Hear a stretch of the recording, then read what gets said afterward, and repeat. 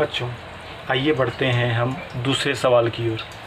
दूसरा सवाल बिल्कुल बच्चों पहले सवाल के जैसा है, बस इसमें सिर्फ दशमलव का अंतर है, इसलिए आपको मैं सवाल वापस बता रहा हूँ, नहीं तो आप स्वतः इसको सॉल्व कर सकते थे। किसी समलंब चतुर्भुज की समांतर भुजाओं की लंबाइयाँ 8.5 सेंटीमीटर तथा 11.5 सेंटीमीटर है।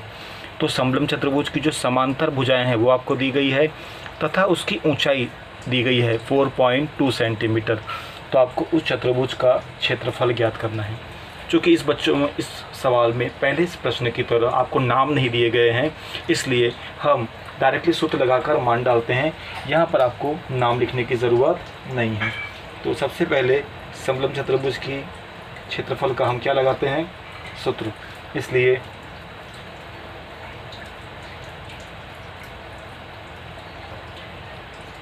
समलंब चतुर्भुज का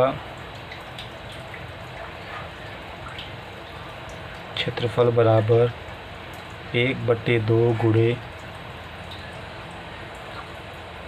समांतर भुजाओं की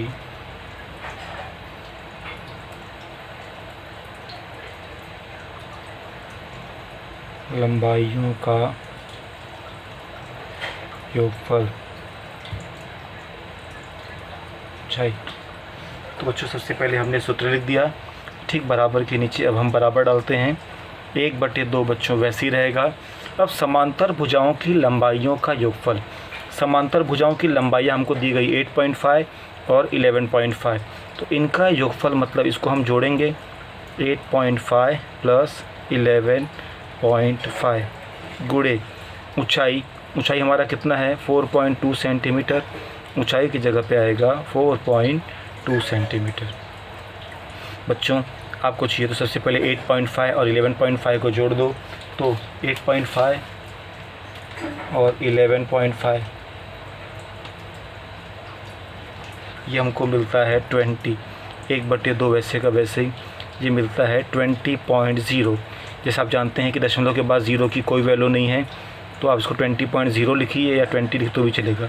अब 2 से कट जाएगा, 2 × 2 = 2, 2 में 20, 0.0 लिखोगे तो भी चलेगा, नहीं लिखेंगे तो भी चलेगा।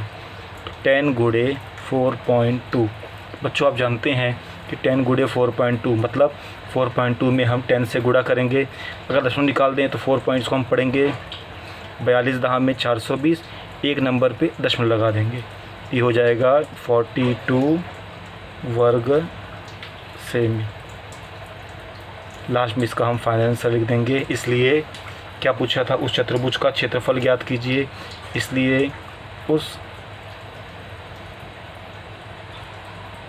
चतुर्भुज का क्षेत्रफल 42 वर्ग सेंटीमीटर होगा। तो इस प्रकार से बच्चों ये आपका सवाल कंप्लीट होता है। अगर आप ध्यान से देखिए तो ये सेम सवाल वैसे ही है जैसा आपने इसके पहले किया। उसमें सिर्फ नाम दिए गए थे, तो इसलिए हम AB + DC हमने लिखा था, ऊंचाई में AD का नाम लिखा था, बट यहाँ पे नाम नहीं दिए गए थे, इसलिए हमने डायरेक्टली उसका मान लिखा और जोड़ने के बाद 2 से इसको कट कर दिया, फिर जो आया उसमें 4.2 से गुणा कर दिया और हमको उत्तर मिल गया। तो इस प्रकार से बच्चों ये आपका तीसरा सवाल भी यहाँ पर समाप्त होता है, दूसरा सवाल भी समाप्त होता है। अब हम आगे बढ़ते हैं प्रश्न तीसरे की ओर। अगले वीडियो में हम प्रश्न तीसरा आपको बताने जा रहे हैं।